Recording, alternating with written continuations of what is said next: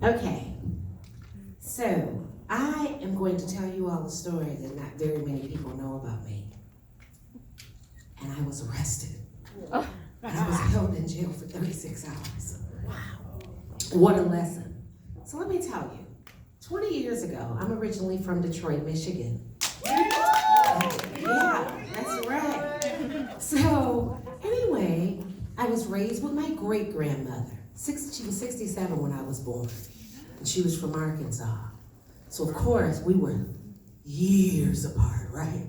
And so everything I thought, she thought the opposite. And she would always say, you know, the more things changed, the more things stayed the same. I said, you don't know what you're talking about.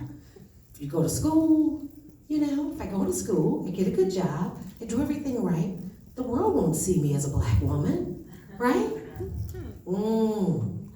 So let me tell you what happened. It's 2000. I'm working for Ford Motor Company, climbing the corporate ladder.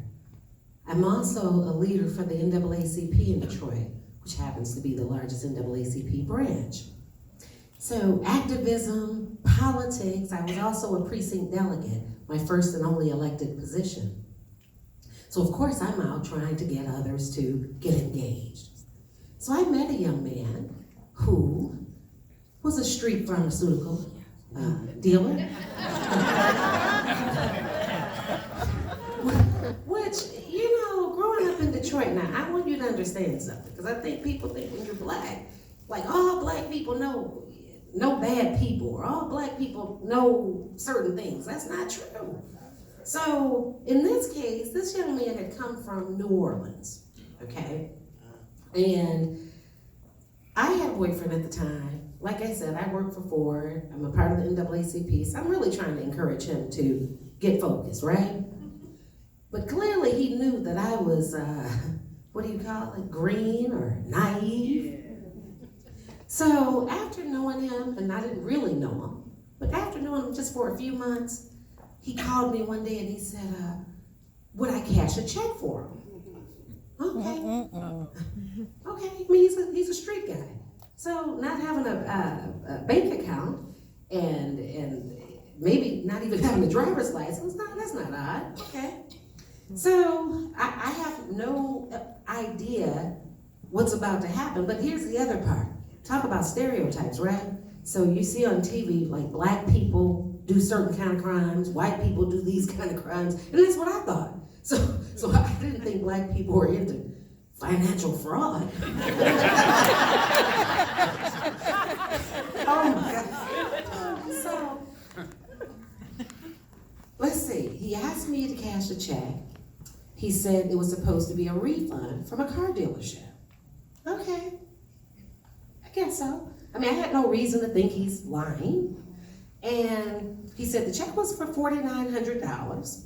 I said, well, I don't have that kind of money in my account, so my bank will hold it. It'll take a while. Okay, no problem. And so maybe, I don't know, a few days later, he called back and said, well, they hadn't made the check out. Maybe we should put the check in your name. Now, I know all you smart people would say, oh, that should have been a red flag, right? But not for me. I don't know these kind of people. So why would I be alerted? I wasn't. So furthermore, you know, I'm at work. We did a conference call to the alleged dealership. And we didn't do it with me trying to check and see if he was, you know, legit. I thought it was legit. So I conference called this dealership. Sounds legit to me. They said, oh yeah, we're getting the check ready.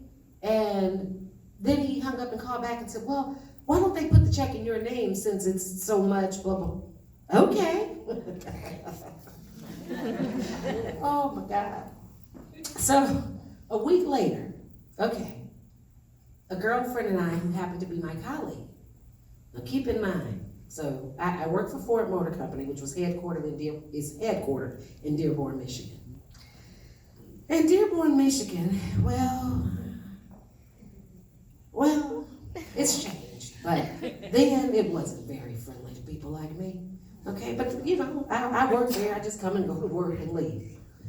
So this day, My girlfriend and I went and picked the check up. Now mind you, I have on a full suit, I got my Ford ID, I'm professional, I'm educated, it's 11 o'clock in the morning, 12 o'clock in the afternoon. And by the time we get to him and get the check, get back to Dearborn, I open the envelope. So when I open it up and see the check, the name on the check didn't register. Remember I told you, I called, right? So that's when I did get worried. And so my girlfriend said, well, what bank is it drawn on? You could just, go in that bank and just ask them, right? Oh, okay, black lady in Dearborn, I can do that. I work for Ford after all, right? Surely they know that I've come in here genuinely. But by the way, I hadn't signed the check. So, okay, I go in, me and my girlfriend, hi ma'am, can you tell me if this is a legit check? So it's a black teller, it's a white manager. They take the check and I'm totally oblivious, right? They go in the back. And both Irva was my girlfriend at the time. We're sitting there just talking away because I'm not here to do anything wrong. Oh my God. While we're just talking, I guess they're calling the police. Now mind you, I told you I hadn't signed the check. My bank is across the street. I'm trying to check to see is this a legitimate check. And instead of the manager taking me on the face as a professional woman who may have been a victim, she just treated me like I had to be a thief. So ultimately what happened, the black lady came back out and said, well, how much? Uh-oh, I think I gotta go.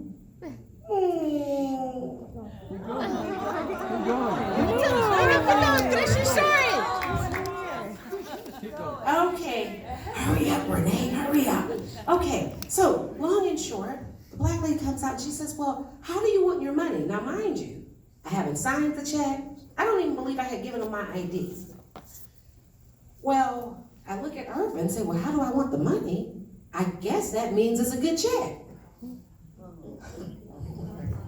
I said, I don't know, however you want to give it to me. So, okay. Well, I guess they didn't realize I hadn't signed the check either. But they had already called the police, unbeknownst to me.